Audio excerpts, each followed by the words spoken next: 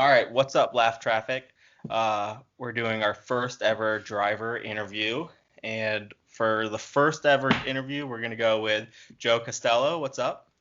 Hello, my name is Joseph Costello. Obviously, you know I am the driver of the number 60 Legend car, Young Lion division. But for right now, all the divisions we race out in Riverhead, New York. Riverhead, Long Island, New York. Awesome, very cool. And Joe is one of our followers on Instagram, so thank you for being a engaged follower on the Laugh Lap. No problem. All right, so let's see, Joe, how did you get your start in racing? I got my start in racing between my dad flipping between two sports channels, between football and baseball. He between that it was between there was a channel that had NASCAR in it. I think it was Speed when it was still up in the air. If y'all remember that Oh yeah. throwback, by the way. That time of the day or time of the night, I forgot. My NASCAR was on. It was around 2007 ish, 6 ish. So I told my dad, go back to that channel. Goes back. I watched about 5 laps. I forgot what race, I forgot everything about that day really of how I watched it. But I told him to go back. I watched 5 laps of it. I yelled at him, say, Dad, this is what I want to do. And That's then awesome. it was at 2, and then 2 years later I drove a go kart for the first time. Oh wow, so you started at 4? 4, Wow, that's 11, pretty 12, awesome. 11 to 12 years ago. Wow, Unbelievable. that's crazy. Well, you got a sweet setup in your room right there. The big Dale Jr. fat head, and I see some Jimmy Johnson posters. Would you say those are some drivers that you idolized? I idolized Kyle Busch, and the only reason was because back then I didn't know what the hell I was thinking. I looked at him because of his sponsor M&M's, because I used to love M&M's. I still do, uh, but I looked at the Kyle Busch. 2012, 13ish, I became more of a NASCAR fan, and I started looking at Jimmy Johnson. I never really hated the drivers. I was looking at Jimmy every now and then, but I was mostly with Kyle. But then 2012, 2013, I became more of a Jimmy Johnson fan. I left Kyle, went to Jimmy, and I've been with Jimmy's back since 2012, I could say. cool. And I see you have a Pocono racing flag. Is that usually the track you go to for cup Pocono races? and Dover is technically my NASCAR home track, not NASCAR home tracks section, with if you know what I mean. Right. All right, cool. So obviously your career is very, very young, still, but do you have a greatest accomplishment as a driver so far? Well, technically with my Linex license, that came from NASCAR. Technically, I'm step one to NASCAR, but the very low rankings. I'm trying to make myself into the Cup Series with trying to race with other guys and see what I can do. Obviously, nobody can probably beat Justin Haley. I'm upset when I Daytona. I don't know if anybody can. I hope I can, but who Hey, knows? there you go. You never know. Lightning might strike.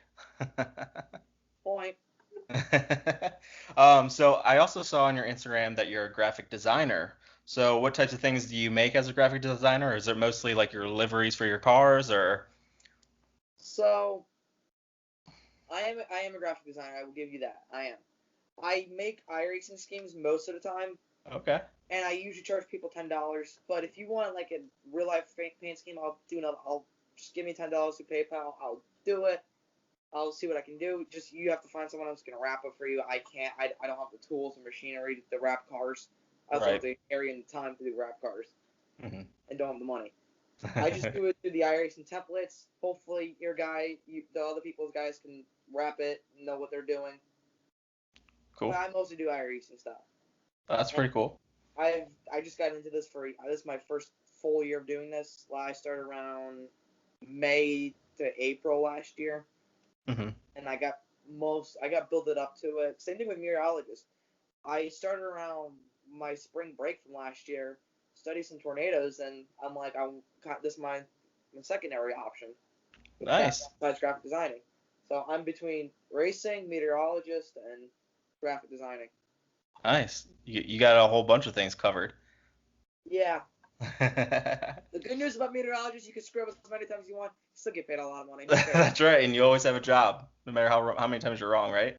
Pretty much. That's all it is. I think I know a few NASCAR teams that might hire you just on race weekends at Daytonas, huh? Yeah. All right, so us at the Laugh Lap, we like funnies, we like to laugh. So do you have any maybe embarrassing moments as a race car driver Oh or my anything God. at a track that you could share with us? I can share you a few things that I can remember. All right.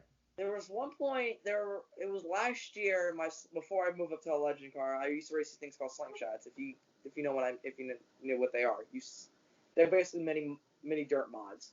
Um, we got involved in a crash. I think at the checkered flag, or it was somewhere in the heat race, and our chain popped.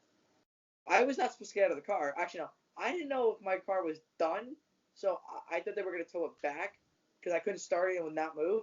Uh-huh. So I thought they told me to get out. I got out of the car. I looked at the back of my. We're on the car. This was under the caution flag, so it was midway through the heat race. Actually, I just remember. I threw my steering wheel. I didn't throw my helmet because I think that's too expensive to pay for a new one. I threw my steering wheel inside the car. I looked underneath it, and a lot of people were questioning me. Now, this year, here's the thing: is when you get so far into racing, you barely have time to have fun anymore. But Right. I'm still young. I'm still wanting to go into the NASCAR phase. This year with legend cars, I have my friend Matt who helps me work on this car at the track, Hmm. just in case. He helps us work every now and then. I had a jack next to me, a jack stand. I got on it. I raised it, and I got on it, and we took a picture together with it. I also have my cowboy hat with me. That was the night. That was, by the way, that was the night where I was supposed to start third, and I blew the rear end housing. Oh, But I got a lot of but the cowboy hat got a lot of compliments. I got a lot of nice. so There that was you fun. go. There was a lot more funny stuff that I know, but I cannot remember, unfortunately.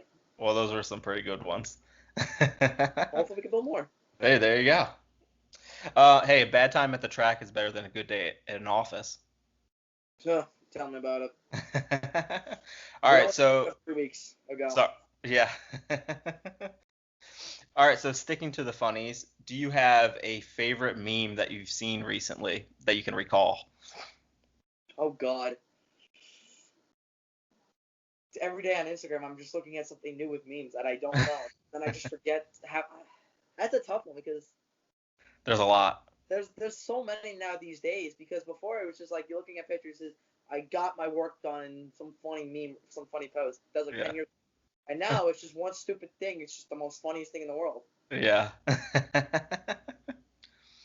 The Uh, probably the funniest meme I ever could say was probably me, and I was at the track this time.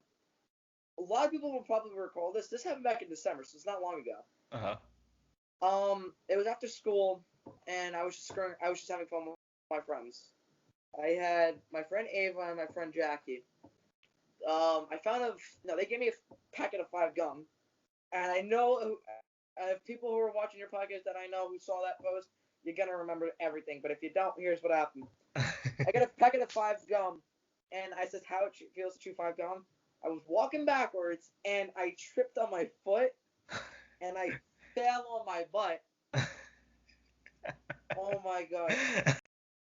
I swear that blew up. Like as soon as I posted that, that blew up. Oh wow. You should show him the video. That's my sister. Hey. You show him the video. We're doing a podcast right now. Okay. All right.